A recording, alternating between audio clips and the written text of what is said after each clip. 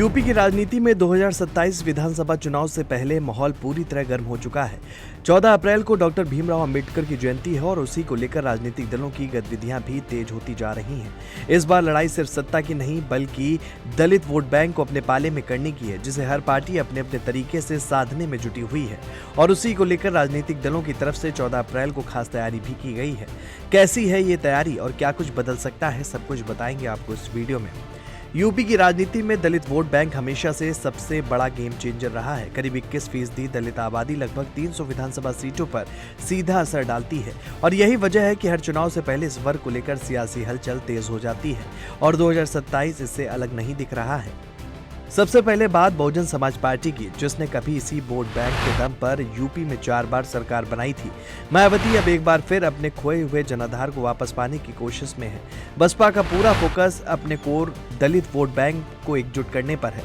लखनऊ में अंबेडकर जयंती पर होने वाला शक्ति प्रदर्शन इसी रणनीति का हिस्सा माना जा रहा है। बसपा ये संदेश देना चाहती है कि दलित समाज का असली प्रतिनिधित्व वही कर सकती है। दूसरी ओर समाजवादी पार्टी भी दलित वोट बैंक को लेकर बेहद सक्रिय नजर आ रही है। अखिलेश यादव ने अपनी पीडीए यानी कि पिछड़ा दलित अल्पसंख्यक रणनीति के जरिए इस वर्ग को जोड़ने की कोशिश तेज कर दी है। सपा लगातार अंबेडकर, काशीराम, कबीर और अन्य महापुरुषों की जयंती पर कार्यक्रम कर रही है। पार्टी की कोशिश है कि दलित समाज को ये संदेश दिया जाए कि उनकी लड़ाई सिर्फ राजनीतिक नहीं बल्कि सामाजिक सम्मान और अधिकारों की भी है। सपा अब गाँव और बूथ स्तर तक अपनी पकड़ मजबूत करने में जुटी है।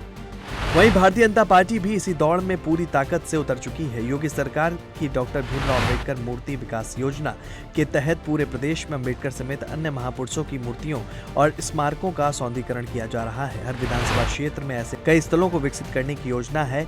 इसका सीधा संदेश ये है कि बीजेपी विकास और सम्मान दोनों के जरिए दलित समाज को अपने साथ जोड़ने की रणनीति पर काम कर रही है। पार्टी 2017 और 2022 की तरह एक बार फिर सोशल इंजीनियरिंग के जरिए इस वोट बैंक को साधना चाहती है। वहीं कांग्रेस भी दलित वोट बैंक को लेकर सक्रिय दिखाई दे रही है। पार्टी गांव-गांव और मोहल्लों में संविधान, आरक्षण और सामाजिक न्याय को लेकर संवाद कार्यक्रम कर रही है। कांग्रेस की कोशिश है कि वो दलित समाज के बीच अपनी पुरानी राजनीतिक जमीन वापस हासिल कर सके। इस बार सबसे खास बात यह है कि 14 अप्रैल सिर्फ एक जयंती नहीं रह गई बल्कि ये एक राजनीतिक शक्ति प्रदर्शन का बड़ा मंच बन चुकी है।